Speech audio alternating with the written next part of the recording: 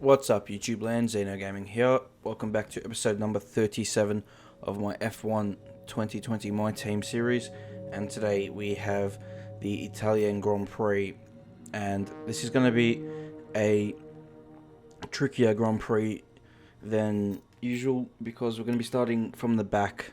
But however, we have been starting from the back in a few of the races here, just due to the fact of a poor qualifying. So yeah, we're starting at the back, but this is a track where you can overtake quite easily, so it shouldn't be a big problem for us here today. And the reason we're starting from the back is because of engine penalties. So yeah, it took a few components on extra that we don't have, so now we've got a 20 place grid penalty, but that will all be fine and we'll have to just get on with it. The car is ever improving as well, and we're looking in good shape now towards the second half of the season to really finish the season off really strong. And you know, hopefully we can move up and finish around 6th, 7th in the constructors. We're currently 8th. You know, Antoine hasn't scored enough points for us to really be in that conversation at the minute, but hopefully,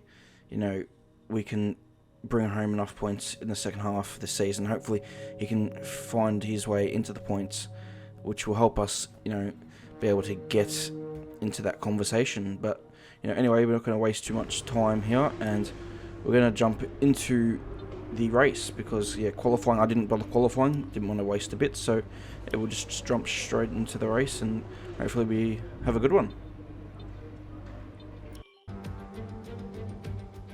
Welcome back to one of only two countries that has held a race every year since the very first Formula One World Championship in 1950.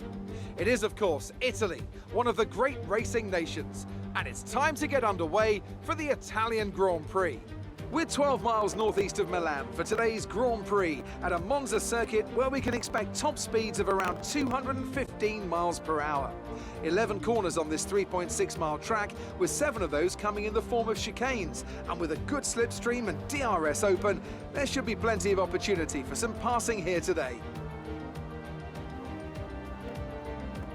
A warm welcome to Anthony Davidson, who's beside me in the commentary box today. Let me ask you about Racing Point. What do you make of their performance so far this season? Well, the atmosphere within that team seems very positive at the moment. Everyone seems like they're in great spirits and having a lot of fun doing what they do, and that's definitely contributed to the performances we've seen. Off the back of a fantastic qualifying session, it's time to see how our starting grid looks for today's race. Good job yesterday from Valtteri Bottas. The Finn starts from pole position, and Lewis Hamilton completes the front row. Looking at the rest of today's grid, we have Ricciardo, Ocon, Max Verstappen, and Gasly, Perez, Norris, Kvyat, and Lance Stroll, Sainz, Albon, Antoine Hubert, and Leclerc, Vettel, Giovinazzi, Kimi Raikkonen, and Kevin Magnussen. Latifi, Russell. They'll be starting further back after an earlier grid penalty. De Vries, and the captain. It's almost time for the lights to go out, so let's head down to the track and get this Grand Prix underway. So yes, we will be getting this Grand Prix underway very, very shortly, and like I said, it's going to be tough starting from last, but we've had these challenges at Belgium starting from 17th, I think it was, and Silverstone we qualified way at the back, same as France. So as long as we can just keep it, you know, clean here, we should be fine. And also going to try and run the alternate strategy, I think, or am I sticking with the softs? I'm sticking with the softs. So yeah, it should be hopefully a good race, and we can make some good progress here on the opening lap of this Grand Prix. So yeah, without further ado, we're going to be ready here to get going for the Italian Grand Prix here for Xeno Racing. And an all Mercedes front row, they have a huge stranglehold on this track. So here we go, the 5 red lights, and let's go here in Monza, and we make a decent jump off the line. The second phase of it, however, we lose the back end, and just always happens to me at this circuit. I can never get the start. It's alright, but I'm going to go very conservative in turn 1 now, find my gap here and go down the inside of a lot of cars here. And we're up into 17th there. We're going around the outside of Ferrari. Not going to be able to get that done. Latifi has also made a pretty good start there and he's up into 16th, and now, yeah, 17th after 2 corners. We take that. So we've got Giovinazzi in our slipstream, right in our slipstream, but he's not going to be close enough to us into turn 3. I'm going to have a go at Latifi here. Kind of looks like I didn't. That was a bit unintentional, but we make it work as well, and we move up into 16th place. And quite important to get past Latifi because you know he's not going to be quick. And we have a huge understeer through Lesme 1, and we survive that though. And now we just have to settle into that rhythm, as I always talk about. So important to find a rhythm in these races. You know, 27 laps. It's a long way, and yeah, you got to get into the rhythm very quickly, or else, yeah, you see those little mistakes creep in, and that's where you lose the lap time. It's when you don't have a rhythm going. So that's the important thing. As the 2 Ferraris here, Leclerc and Vettel, are battling here, and there's a massive train of cars here.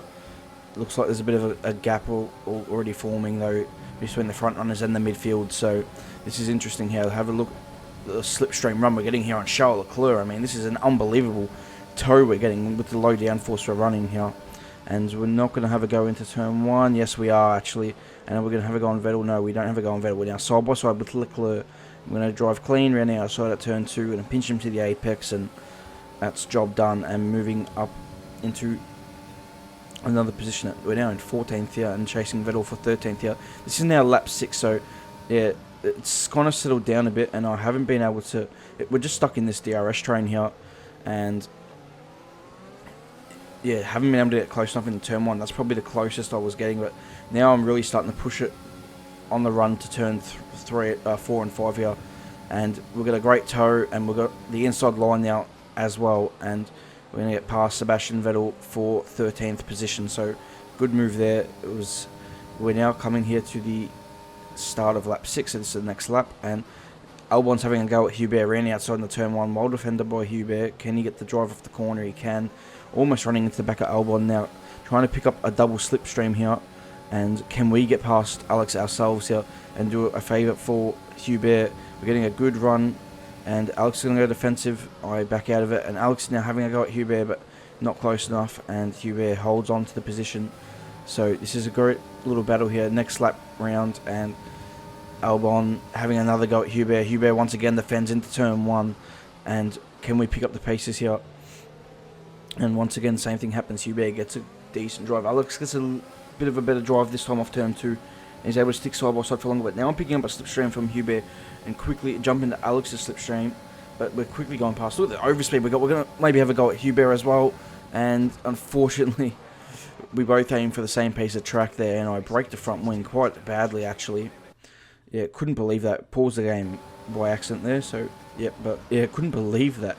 I broke the front wing there. I thought Hubert just came across on me, didn't leave me with space here, and he's already having a go at me. I had massive understeer through the Ascari chicane, and I let him go here and jump in front of Albon, but then I just completely understeer through Parabolica, and now I just need to get into the pit lane, and I'm going to stay out on this lap, it looks like, and I thought I could deal with it, but I've also gotten Hubert out of the DRS zone by staying in front here, even though I gained a lot around this part of the lap. The guys behind are not going to be able to as Lewis Hamilton's out of the race, and now we've got a virtual safety car, so this has actually worked out slightly better by not pitting on the last lap, because we now got a virtual safety car, and I'm going to come straight in for a set of medium tyres, and this will take me to the end of the Grand Prix, but I'm also got to change the front wing, so we're going to lose a bit of time, but all this time we're still under VSA. It's now going to end, unfortunately, but at least we've gained maybe a second or two, maybe 3 seconds.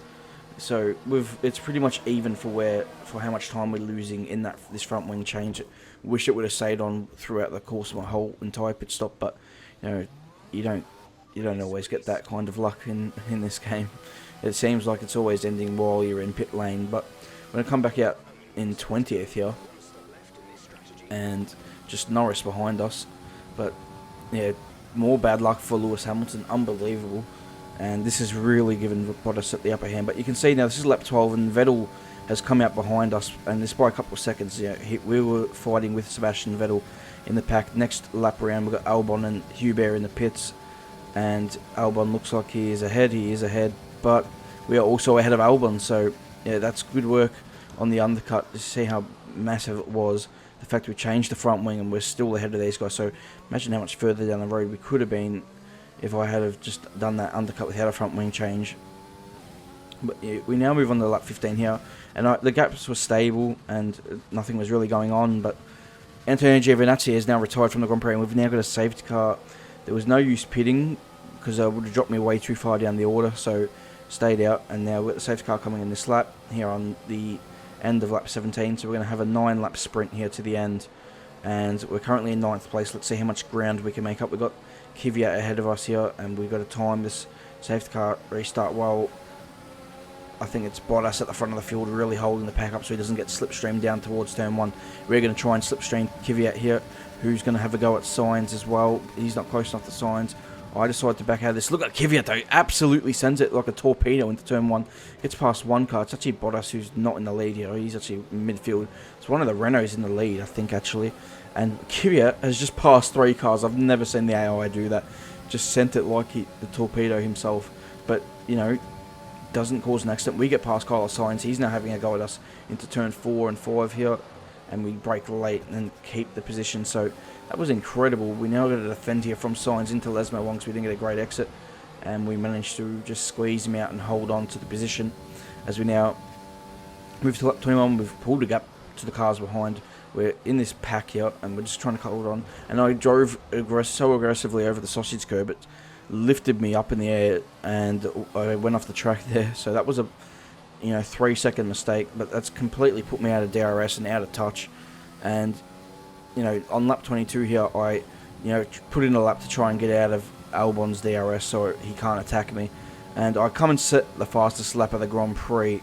So now I've got an extra point to my name in 8th place, so that's 5 points currently to my name with not long to go. But unfortunately, next lap round it does get beaten by Ricciardo here, so that's a bit of a shame, but there's not much you can really do about it. We're now going to move on to the last lap of the Grand Prix here, and my tyres are dead now, and you can see that quite clearly. And the last lap and a half, Albon, because the gap was pretty stable at around 2 seconds, and now Albon's really closed up, especially on this last lap, and I've just got no grip left, and you can see how much more speed he had than me coming out of Ascari. So yeah, the grip has really fallen off here in the last lap.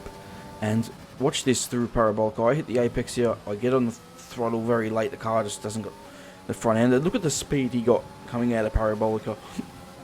I'm very lucky that he just couldn't overtake me. So yeah, we're going to end up with an 8th place finish here at the Italian Grand Prix. But if there was another lap, I would not have finished in front of Albon, unfortunately. But yeah, we'll go now to Crofty. Renault certainly didn't hold back today. A well-deserved victory. Anthony Davidson, how do you think they were able to set themselves apart today? It was a question of right place, right time today. We were looking at an entirely different race before the safety car came out, but they were able to take full advantage after the field had been bunched up. The podium steps, the team at Renault have shown once again what it takes to build a successful Formula One team. A well-deserved win for them.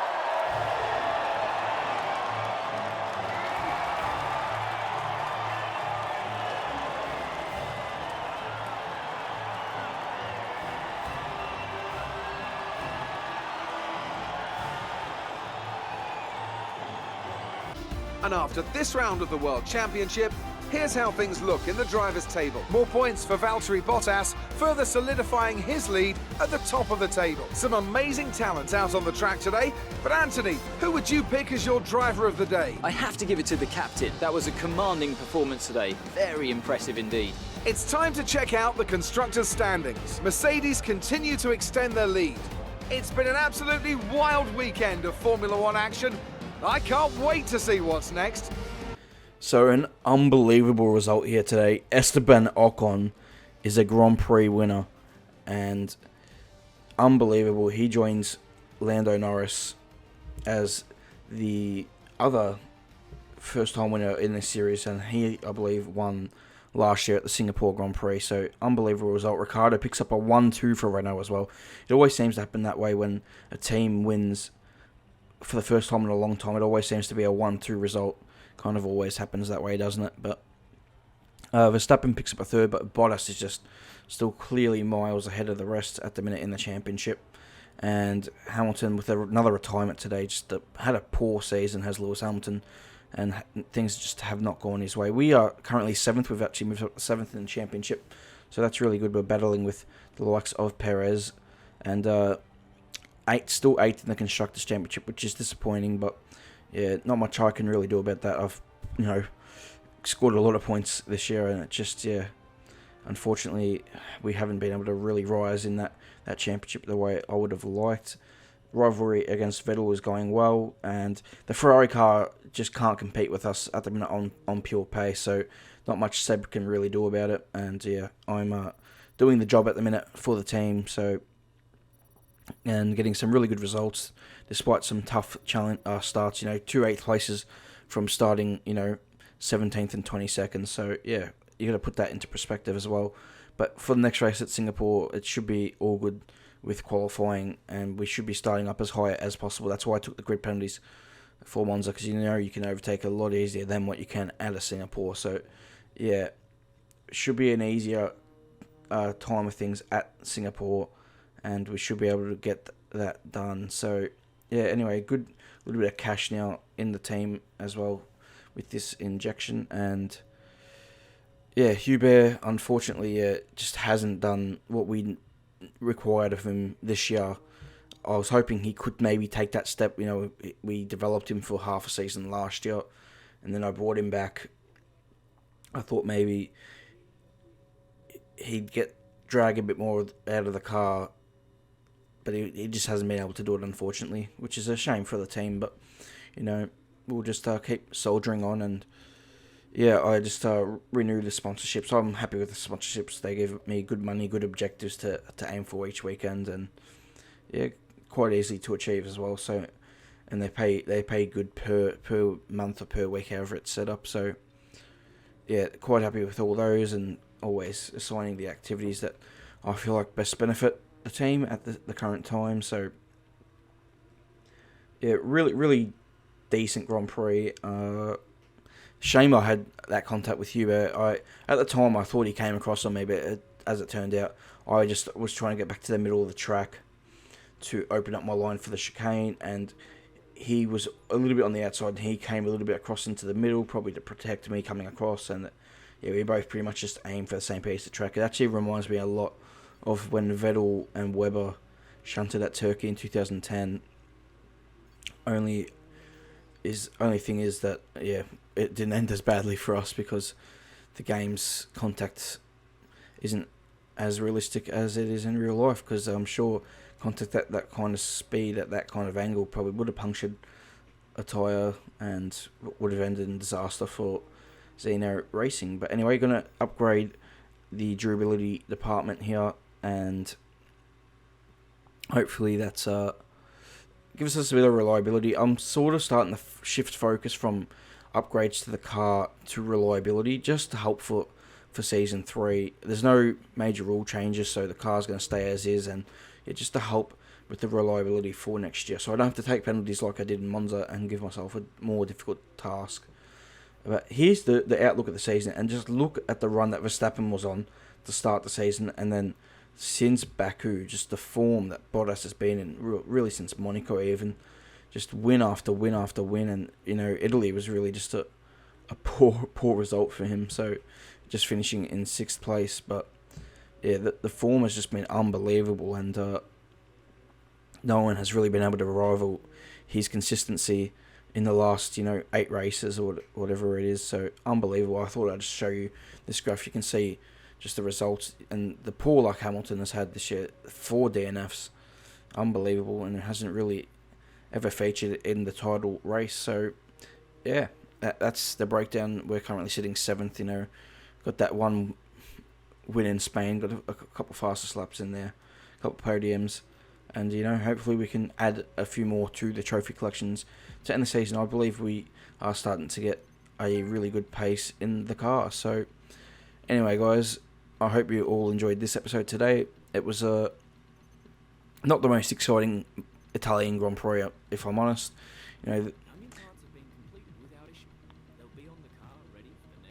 There were some good overtakes, but it wasn't the most exciting of Grand Prix. That's how it goes sometimes. But hopefully the next one at Singapore is a little bit more exciting. Always interesting to see what that race can throw up. So yeah, if you guys enjoyed it, leave a like on the video, subscribe to the channel, comment your feedback down in the comment section below, and I'll see you for the next video at the Singapore Grand Prix. FRL, by the way, for the next week is having a week off, so there won't be an FRL race next week. But yeah, until then, I'll see you guys next time. So goodbye.